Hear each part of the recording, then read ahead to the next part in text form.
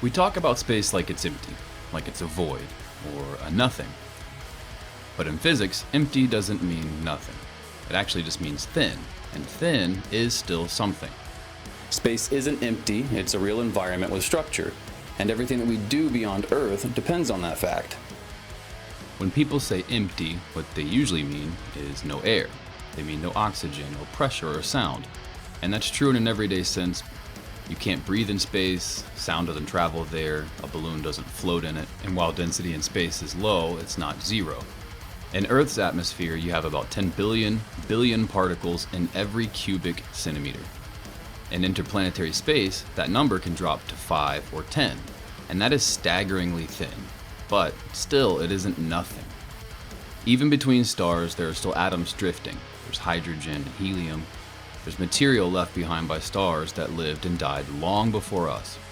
So when we say empty space, what we really mean is space with almost nothing in it. And that distinction is very important. Start with particles. Protons, electrons, and ions.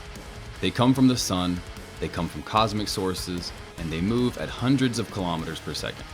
They're sparse, but they can still carry momentum. They carry energy. They interact with spacecraft. Every satellite in orbit is moving through a particle environment. Every astronaut is being hit by them, and every mission has to account for them. If space were truly empty, then satellites would fly forever. But they don't. Their orbits decay, they slow down. And that's precisely because there's something there to push against them. But most of what's hitting us is actually the solar wind. That's a continuous stream of charged particles flowing outward from the sun. Typical speeds are 400 to 800 kilometers per second, which is well over 1,000,000 miles per hour. Think of it less like being hit by particles and more like crossing through a river. The spacecraft isn't being struck in isolated collisions like hail. It's moving through an enormous, flowing medium of charged particles and magnetic fields. Even when that medium is tenuous or thin, a continuous flow still applies a continuous force, and that force can change drastically depending on what the sun is doing. The density is low, maybe 5 to 10 particles per cubic centimeter, but they're moving very fast and they're moving constantly. So over time, they transfer momentum, not in big collisions, but through small, continuous interactions. Because this is continuous pressure, there's no single moment where a satellite gets hit and slows down. It's thousands of microscopic interactions every second, building up more the longer that you're in the flow. That's why satellites don't stay up forever. That's why orbits decay. That's why low Earth orbit is not stable, and it's because space isn't really empty. Then there are fields, magnetic fields, electric fields. You can't see them and you can't photograph them, but they shape everything. Earth has a magnetic field, the sun has a magnetic field, and the space between them is threaded with both. These fields guide particles, they bend trajectories, and they store energy. They create structure in a world that would otherwise be random motion. If particles are the substance of space, then fields are the architecture for it. Charged particles don't just move randomly, they feel forces.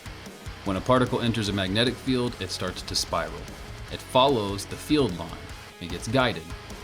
The particle doesn't just spiral, it follows the magnetic field line. If that line curves back towards Earth, then the particle is carried with it into our magnetosphere.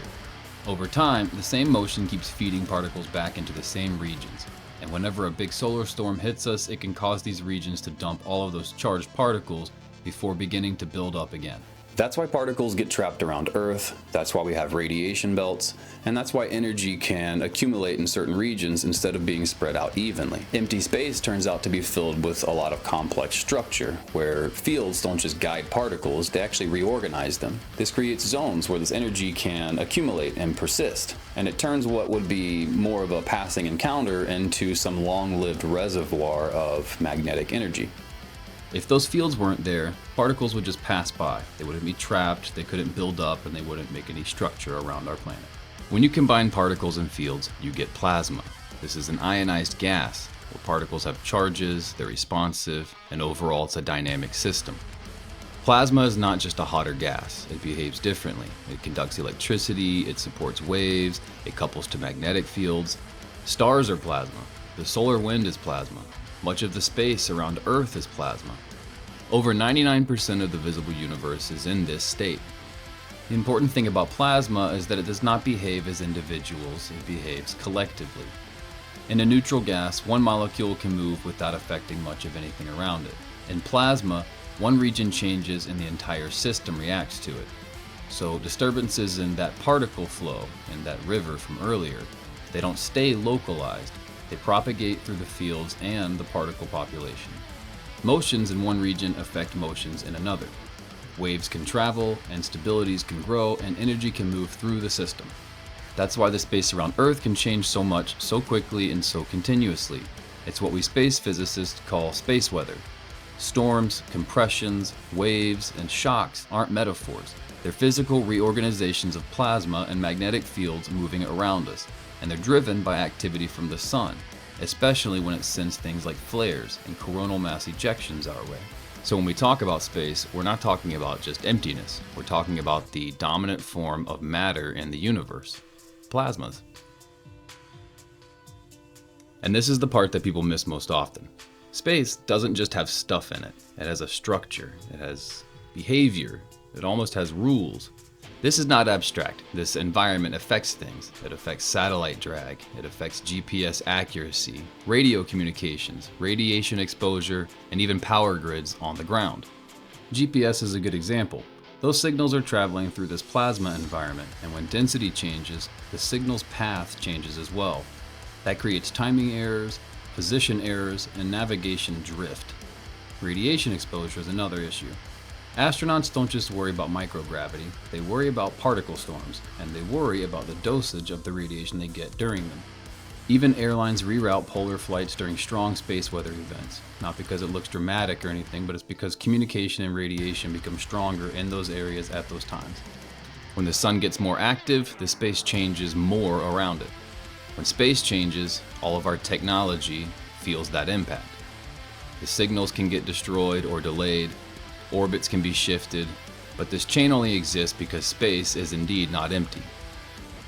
And Earth is embedded in this environment. It's wrapped in the fields, bathed in the particles, and constantly moving through the solar plasma. The boundary between us and that environment isn't a wall though, it's a gradient.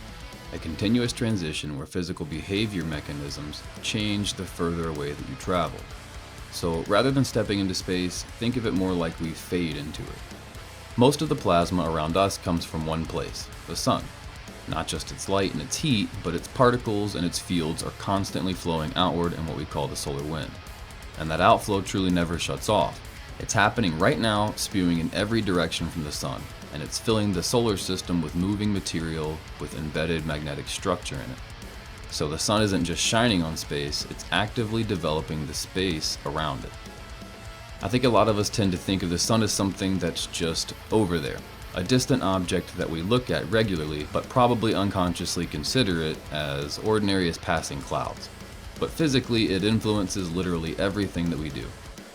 Our food, our air, our technology, our very existence, all due to and continuously influenced by the sun. The way it reaches us is through the solar wind.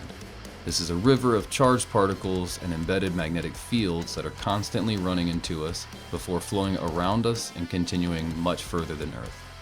And Earth has never existed outside of the solar wind. From the moment our planet formed, it's been moving through it, tied intimately to the sun's incredible influence.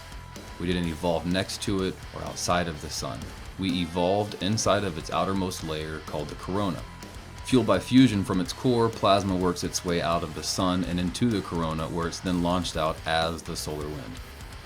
We are indeed living inside of the atmosphere of a star, one that bathes us with charged particles and magnetic fields all day, every day. It's very powerful and dynamic, and that makes it exciting for scientists and engineers all around the world to study it so tirelessly and to work to make technologies that can harness its immense power.